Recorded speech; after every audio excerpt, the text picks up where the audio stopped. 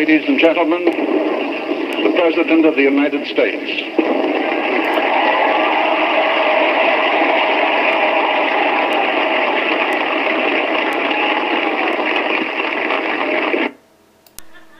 So first of all, let me assert my firm belief that the only thing we have to fear is fear itself.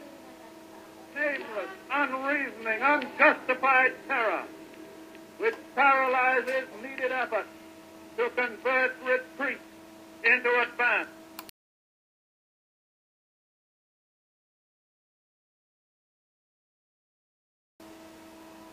A full acceptance of the Potsdam Declaration, which specifies the unconditional surrender of Japan.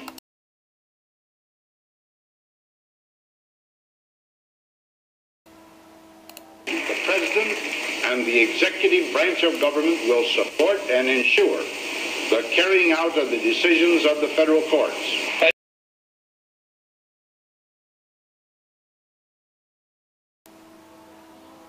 I believe that this nation should commit itself to achieving the goal before this decade is out of landing a man on the moon and returning him safely to the earth.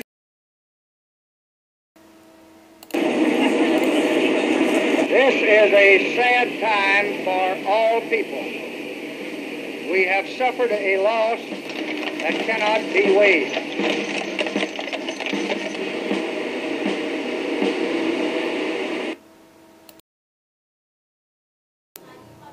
Now that, my friends, is not Nixon speaking, but that's an independent audit which was requested, because I want the American people to know all the facts, and I'm not afraid of having independent people go in and check the facts.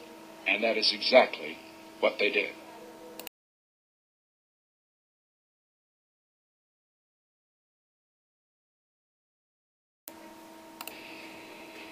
I am acutely aware that you have not elected me as your president by your ballots. So I ask you to confirm me as your president with your prayers.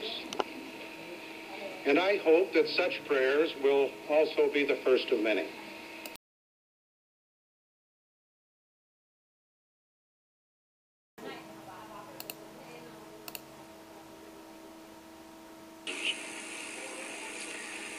Tonight I want to broad sense the state of our American Union.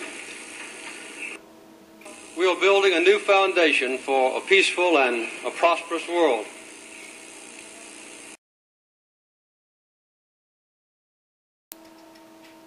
Communism is another sad, bizarre chapter in human history whose last pages even now are being written.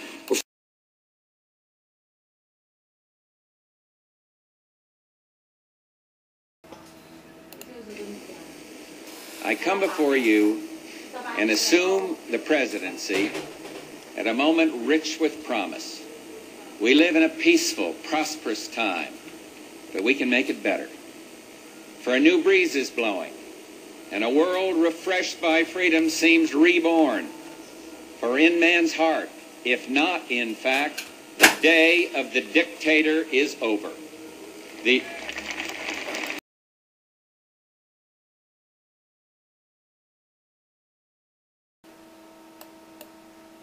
As the Cold War gives way to the global village, our leadership is needed more than ever, because problems that start beyond our borders can quickly become problems within them. We're all vulnerable to the organized forces of intolerance and destruction, terrorism, ethnic, religious, and regional rivalries, the spread of organized crime, and weapons of mass destruction and drug trafficking. Just as surely as fascism and communism, these forces also threaten freedom and democracy, peace and prosperity, and they too demand American leadership. If you're tired of this business about pitting one group of people against another, why don't we have a uniter, not a divider, as a leader? If you want somebody who's going to have an agenda that is positive and hopeful and optimistic, a growth agenda for our economy, a peace agenda for the world, and an education agenda that refuses to leave children behind,